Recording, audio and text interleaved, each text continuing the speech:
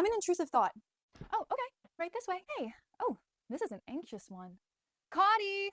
Yeah? Look, What? No, this doesn't fit within our goals. Shut it down. Oh, sorry, True, you gotta leave. Okay. Bye. Hey, I'm an intrusive thought. Okay, hurry! We're gonna die. We need to make this our #1 priority. Okay, True, you're very important to us. Ah, what's happening? You're turning obsessive. We're gonna be thinking about this one a lot.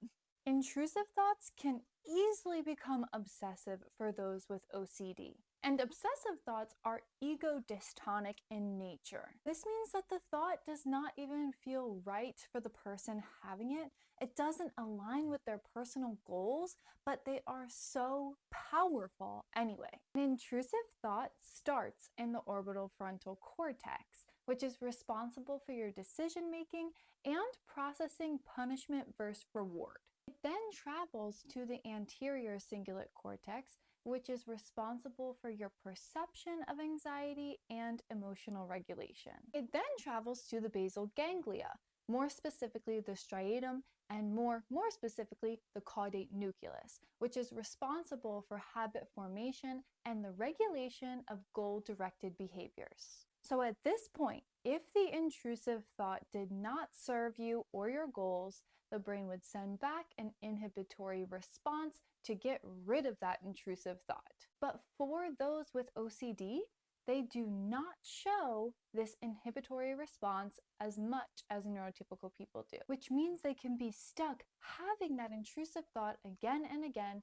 and that's how it becomes obsessive. An imbalance of serotonin may also contribute to why there is an increased amount of intrusive and obsessive thoughts. Because the brain is misfiring, that person is suffering and will perform their compulsions to try to get rid of that anxiety. Compulsions are the behaviors you do to help try to rid of the anxious thought. So a lot of people imagine that as locking the door a certain amount of times or washing hands a certain amount of times, but it can truly manifest in a plethora of ways. I think people mistake characteristics of OCD as characteristics of autism, because autistic people do demonstrate dysregulation and routine-based behaviors that appear as compulsive rituals. They are both considered to be within the neurodivergent community, and I do think they can offer each other a lot of support. But ultimately, the approaches to supporting them may appear differently.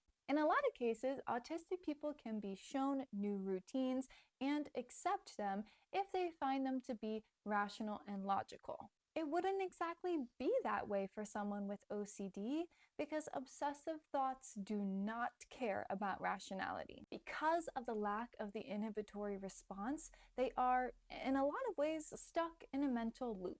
Some people really benefit from exposure and response therapy, where you make a hierarchy of your fears and then you expose yourself to them little by little, in hopes of teaching your brain to accept that you were exposed to your fear and nothing bad happened. If you'd like to learn more about neurodiversity affirming care and the science behind them, please follow me at Support the Spectrum on YouTube, TikTok, Facebook, and Instagram.